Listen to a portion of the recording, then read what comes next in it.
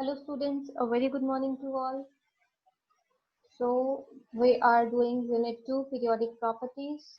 This is the last video which we'll be doing on the periodic properties unit. In this video we'll be discussing about how periodic properties affects the chemical behavior of different compounds. We have already studied the effect of electronegativity on the ionic character. We have done this in the last video, that how electronegativity affects the ionic character, that how if the electronegativity difference is more than 1.7, then the ionic character in a particular bond is greater than 50%. Based upon the ionic character and the covalent character, we can predict about different properties like melting point, conductance of the different compounds. So this all we discussed in the last video. Today's part we'll be discussing about metallic and non-metallic characters and reducing and oxidizing characters. So before getting into the details of this topic, we must know what is oxidation. So if anything is having tendency to lose electrons, any element is having tendency to lose electrons, that means it has tendency to undergo oxidation. Similarly, if something tends to gain electrons, some element tends to gain electrons to complete its octet, that means it has tendency to undergo reduction. Both these oxidation and reduction, both these processes occur simultaneously. Oxidation cannot be done or cannot proceed by itself, or it is not known for any single species that it has undergone oxidation until or unless something has undergone reduction. That means if something is getting oxidized, then there must be other species which has got reduction. So oxidation and reduction cannot occur without each other. Both of them occurs simultaneously. Now the metallic character, to define metallic character, we can say that if something is having tendency to undergo oxidation, or we can say something is ready to lose electron, or something is happily losing electrons, then that would be called as metals. So for that particular element, oxidation is the fissile process, oxidation is very easy, then that is called as that element is called as having metallic character. And reverse is the case for non-metallic character, that if something wants to get reduced easily, something wants to gain electrons, then that means that is having non-metallic character. So we can say that tendency to lose electrons depends upon ionization energy. If ionization energy is low, then that means it can lose electrons very easily. Greater is the tendency of losing electrons and more is its reducing strength. If something is undergoing oxidation easily, that means something is losing electrons easily. That means if it is undergoing oxidation, then its reducing strength is more. That means it is helping something to get reduced. So if something is undergoing oxidation, then that means that it is able to reduce some other species, or we can say it is having greater reducing strength, and more is going to be its metallic character. So this is the relationship between reducing strength, acidic strength, reduction, oxidation, metallic and non-metallic characters. And further, how these are related to ionization energy. This is what we have discussed so far, that if something is having good tendency to lose electrons, that means it is having low ionization energy, and it has more tendency to undergo oxidation. If it has more tendency to undergo oxidation, that means it is having great, or we can say more reducing strength, and more is going to be the metallic character based upon this statement. Now, as ionization energy is less for elements present on the left of the periodic table, the variation of ionization energy we have already discussed for the periodic table. So the elements lying on the left of the periodic table are having low ionization energy, and ionization energy is increases as we move from left to right in the period. So the S block elements say are having low values of ionization energies. That means they undergo oxidation easily. They can lose electrons very easily without the expense of much energy. So they can be called as strong reducing agents, and we can call them as metals. So they are having good metallic character and they are very good metals and not and they cannot be called as non-metals. And those on the right with high ionization energies will be weak reducing agents and thus are non-metals. The elements present on the right are halogens, chalcogens and pnictogens. So these three groups are very good or very bad reducing agents, or we can say they undergo oxidation with difficulty. They are having large values of ionization energies, so we can say that they are called as non-metals. So along the period, as we know that ionization energy is increasing, therefore reducing character decreases, and down the group as ionization energy is decreasing, that means reducing character is increasing. By reducing character we mean that tendency to reduce something, and for the element which we are talking about, for itself tendency to undergo oxidation is its reducing character. Now the measurement of oxidizing and reducing strength, or we can say oxidizing character or reducing character, is done in terms of redox potential.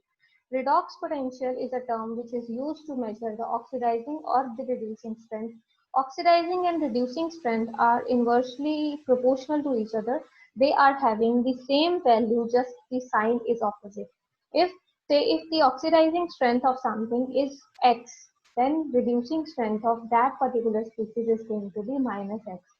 So we can say that here the term redox potential, or we can say standard electrode potential, is used to measure the oxidizing and reducing strength, and this is represented by the symbol E naught, E with a superscript of naught, that is 0, so it is represented as E naught. So this is a symbol for electrode potential. Electrode potential is generally represented in the form of reduction potential.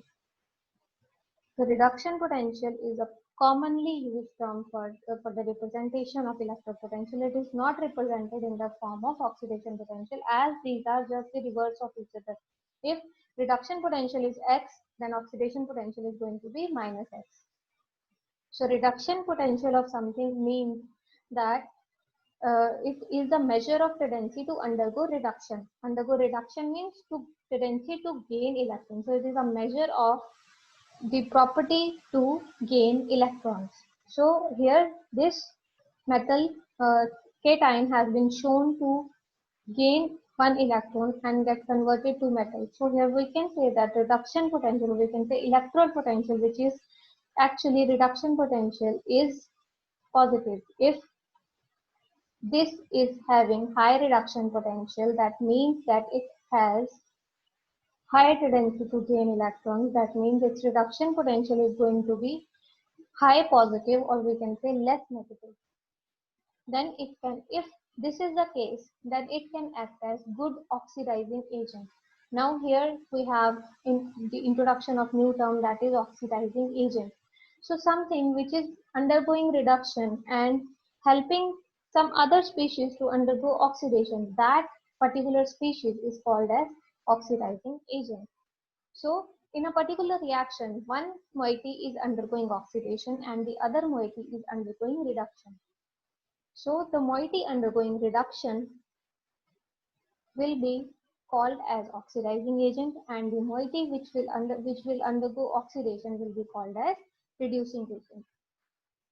If it can act as a good oxidizing agent, then we can say that more is the non-metallic character. More is going to be the non-metallic character. Inversely, if electrode potential is less positive, or we can say more negative, that means the value of electrode potential is less, then it can act as good reducing agent, and more is going to be the metallic character. That is the case of the elements present on the left of the periodic table. This is the case for elements present on the right of the periodic table. So we can say that electrode potential for group 1 are large negative, that is they are good reducing agents, and E naught of group 17 are large positive, that means they are good oxidizing agents. So in the second period, if we want to compare the variation of, we want to see the variation of electrode potential in the, for the members of second period, we can say that lithium is having strongest, lithium is most metallic, so it can undergo oxidation very easily. So it is the strongest reducing agent, and fluorine is the strongest oxidizing agent, and it is the most non-metallic element present in the second period.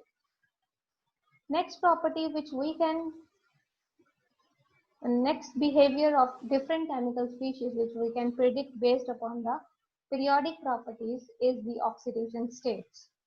So periodic properties depend upon the electronic configuration of valence shell. This we have already discussed, that why there is periodicity. This we have discussed, that the periodicity which exists in the periodic table is due to the presence of similar electronic configuration of the valence shell. So the oxidation states are also dependent upon the outer electronic configuration of the valence shell. Oxidation state refers to the number of electrons gained or lost by an atom to complete their octet. Generally, group 1, group 2 and group 13 are having the oxidation states of +1. That means they lose one electron to complete their octet. Group 2 members, we can see here in the periodic table, this is group 1. So these members, what they do is they lose one electron as they are having electronic configuration of ns1. So they will lose one electron and they will occupy the electronic configuration of the nearest noble gas, that is the one which is just present behind them in the periodic table in the sequence of increasing atomic number. So moving further, group 2 is having the oxidation state of +2, as these are having the oxidation state of +2 as they are having 2 electrons in the outermost orbital, that is they are having electronic configuration of ns2. So they will lose 2 electrons and acquire the nearest noble gas configuration by losing 2 electrons. So the charge present on them is +2 and the oxidation state is going to be +2. For group 3, the oxidation state, the common oxidation state is +3. Next we have group 15, 16 and 17. They will gain electrons as the gaining of electron is easier for them when we talk about it, when we talk about this thing in terms of energy. So the any species, any element present in the periodic table is going to, if we want to predict that whether it is going to gain or gain some electrons to complete the octet, or it is going to lose some electrons to complete the octet, this is dependent upon their energy requirement. So the energy requirement of the ionization energy and electron affinity decides about the what is going to take place. Either it is going to gain electrons to complete the octet, or the species is going to lose electrons to complete the octet. So the tendency to show positive or negative oxidation states depends upon the values of ionization energy and electron affinity associated with the same thing. Now we will see the variation in periodic table for the oxidation states. So we can say that, let us see for the period 2. Here the elements are vary from lithium to fluorine with atomic number of 3 to 9. So the positive oxidation state increases as we move from left to right in the period, and negative oxidation state decreases as we move from left to right in a period. So this is a case of period 2. Here positive oxidation state is increasing from +1 to +4, and negative oxidation state is decreasing from -4 to -1. Same is the case with period 3. Here positive oxidation state is increasing and negative oxidation state is decreasing. Here an additional oxidation state for higher elements of period 3 exists. This is because these are the members of p block elements, the p block. So for the case of s block, the elements belonging to s block, they will have same oxidation state throughout their group, that is +1 for group 1 and +2 for group 2. But in case of p block, there are two types of electrons present in the similar shell, that is it is having s subshell belonging to the same shell and p subshell. So it depends upon the element, or we can say it depends upon the energies involved, that the ionization energies and the electron affinity energies involved, whether it is going to gain electrons to complete the octet, to complete the p subshell, or it is going to lose all the electrons present in both the s and p subshells. So this is decided based upon the fact that what is going to be the energy expense. Also, the oxidation states of p block elements, or we can say these groups, the oxidation states of the group 13 to group 18 depends upon the, also exhibit one effect that is called as inert pair effect. This will be discussed here. Before that, I would like to tell you that oxidation states of these p block elements differ by one another by the steps of 2. They are not differing by the steps of 1. They will differ, always have the difference of 2 with each other, as we have shown here. This is oxidation states, common oxidation states of group 13, and these are the common oxidation states of group 14. Group 13 mnemonics is बैंगन आलू गाजर in थाली नहीं, the last element is nihonium. Here Kashi गए संत प्रभु फूल लेके, flerovium is the last element. So this is how very easily we can memorize these elements, memorize the sequence based upon the mnemonics. So the common oxidation state of group 13 and group 14 is +3 and +4. So in these groups, what is observed is in the effect of inert pair is seen. What is inert pair effect? That the stability of lower oxidation state increases as we move down the group. This is observed based upon the inert pair effect. What is inert pair effect? Actually, in case of group 13 and 14, what is happening is the electrons present in the s block elements are not lost for higher members. This is because they behave as inert pair, because the electrons present in s orbitals are much penetrated towards the nucleus. So it is difficult to lose those electrons. So that is why lower oxidation states become more and more stable as we move down the group for group 13 and group 14. This is because size is increasing down the group, so overlap is not efficient, so to release sufficient energy to ionize s electrons. Also, the second reason is that the size is increasing as we move down the group, and for the formation of covalent bond, the overlap is required, but large sized elements are not able to overlap with good efficiency to for the formation of bond. So that is why the elements present in s, or so the electrons present in s orbitals do not take part in bonding, and they behave as inert pair. So that is why the effect is named as inert pair effect. Next we have, if we want to look for the oxidation states of D block elements and F block elements, the oxidation states, the D block and F block elements exhibit the variable oxidation states. Much more variation is there in comparison to P block, as the oxidation states of S block elements are generally fixed. That is, the oxidation state in case of S block elements is fixed. Group 1 is having oxidation state of +1 and group 2 is having oxidation state of +2.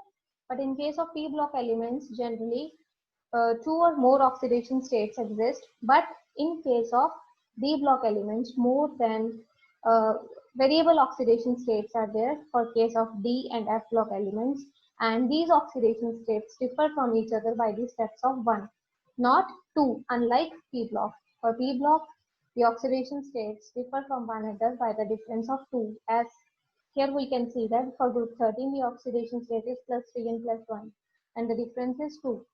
Same is the case with group 14, the oxidation states are +4 and +2, the difference is 2. So this is the property of P block elements and not D and F block, for which the oxidation states differ by 1. Next property, next chemical behavior which we can predict based upon the periodic properties is the acidic or basic character of hydroxides. Now first question which comes into our mind, that what are hydroxides? Hydroxides are compound when some element, when some atom of the periodic table is bonded to OH group, then this OH group represents the hydroxide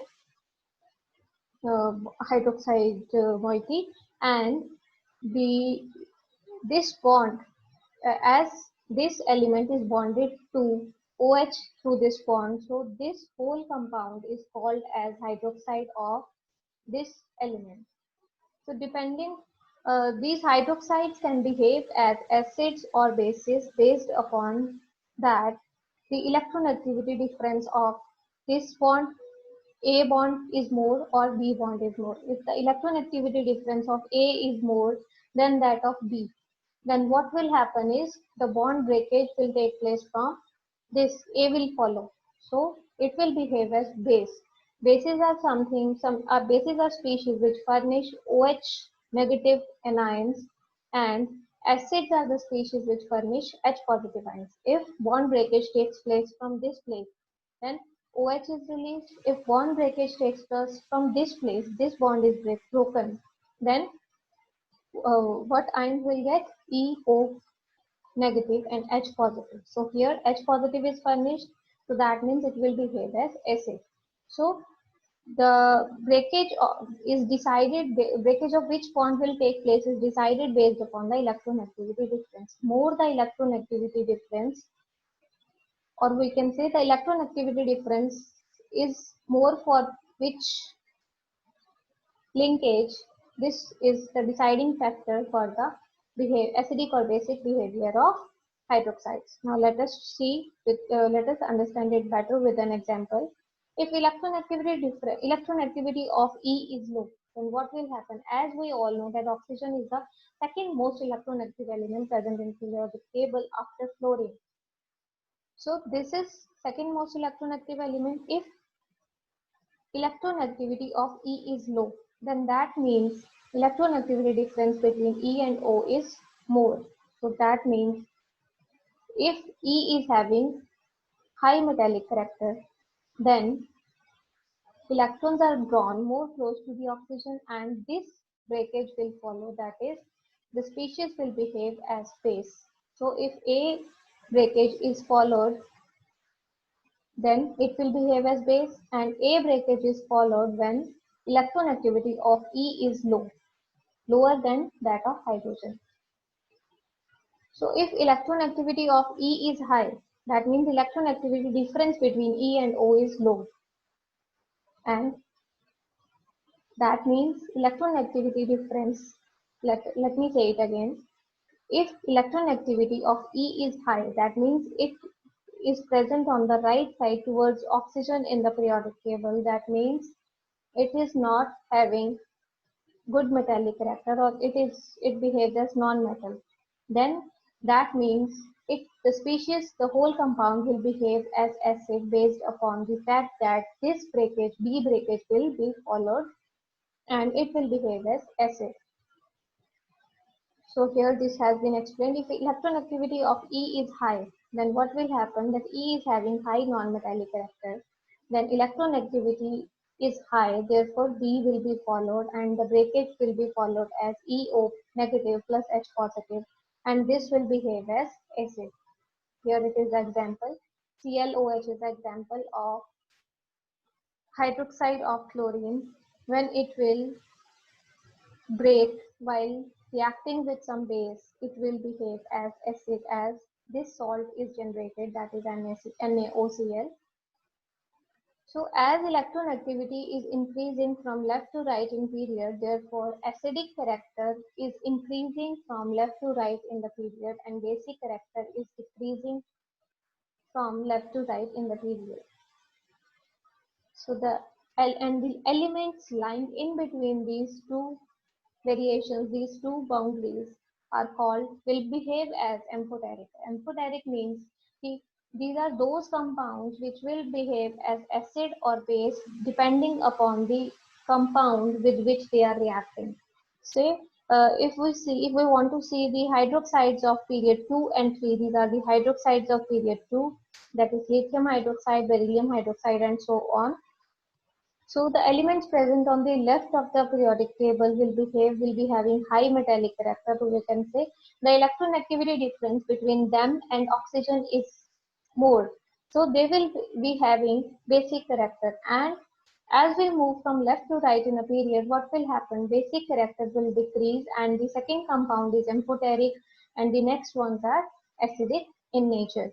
So the amphoteric compounds are those. Now this beryllium hydroxide will behave, if it is reacted with strong acid, it will behave as base, and if it is reacted with strong base, it will behave as acid. So such is the property of amphoteric compound, that they are having dual character.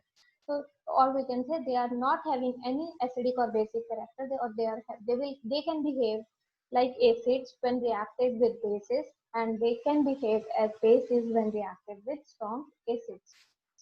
Now, if we want to see the hydroxides of period 3, that is the compounds which are varying from the hydroxides of sodium, magnesium, aluminium, silicon, phosphorus, sulfur, and chlorine. So this is period 3. Here also we can see that first two compounds of this period are basic. Next one is, that is aluminium hydroxide, behaves as amphoteric, and the next ones are highly acidic in nature. Similar is the behavior of oxides. Just like hydroxides, oxides of these compounds, oxides of period 2 and 3, behave in a similar way just like hydroxides. That is, acidic character is increasing as we move from left to right in the period. This is based upon the fact that electronactivity difference is decreasing. Electronactivity difference between the element which is forming the bond with oxygen is decreasing. Electronactivity difference between that element and the oxygen is decreasing from left to right. So based upon that, acidic character is increasing as we move from left to right in a period. And also down the group size is increasing, so basic character is increasing, and also electronactivity difference is going to increase. So we can say that, what we can say is acidic character is decreasing, or we can say basic character is increasing. This can also be related to the nature of oxide can also be related to the size of the element. If the size is less than 0.5 angstrom, then it will behave as acid. And if the size is in between 0.5 to 0.9 angstrom, it will behave as amphoteric compound. And greater the size is greater than 0.9 angstrom, it will behave as basic. So here we can see that, as we have just discussed, that acidic character will increase from left to right.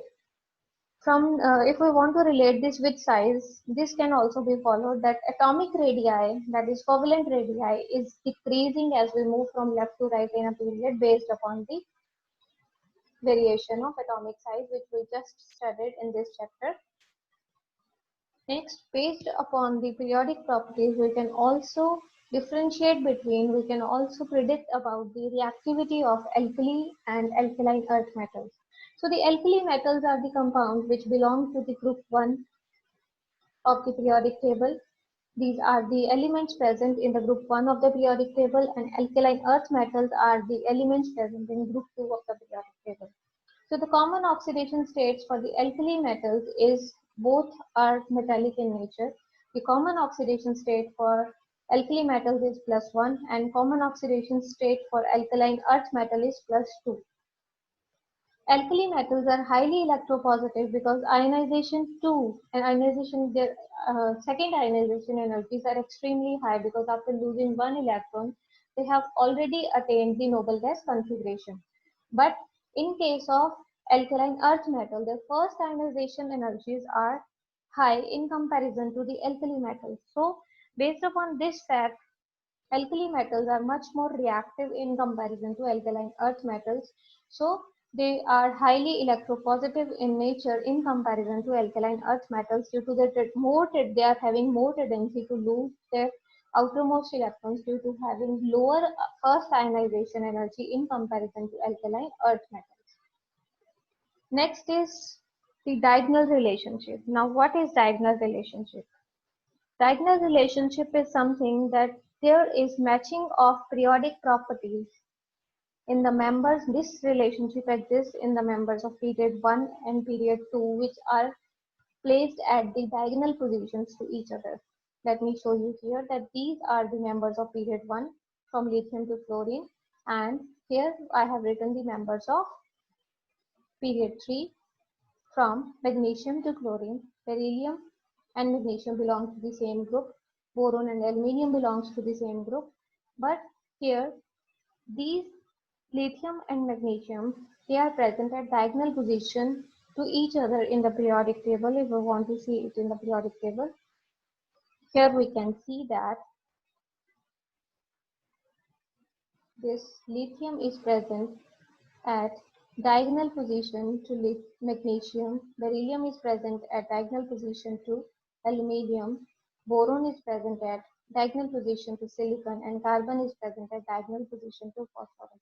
So these elements are having similar properties, similar periodic properties. This is because of similar periodic properties, because as we know that size is, here we can see that atomic size is increasing as we move from left to right in the period, is decreasing, and it is increasing as we move down the group. So based upon that, these two elements are having comparable size, or we can say they are having comparable ionization energies and comparable electron affinity. So based upon this fact, they are having similar properties, similar chemical behavior is predicted for them based, and this relationship, this similarity relationship between that is called as diagonal relationship. So this is all about your second unit, that is periodic properties. We have discussed all the aspects, possible aspects we have discussed. The possible questions have been discussed out of this chapter. If you still have any doubts, you can always comment on the video. I will be happy to answer. So that is it for today. Thank you so much. Have a good rest of the day.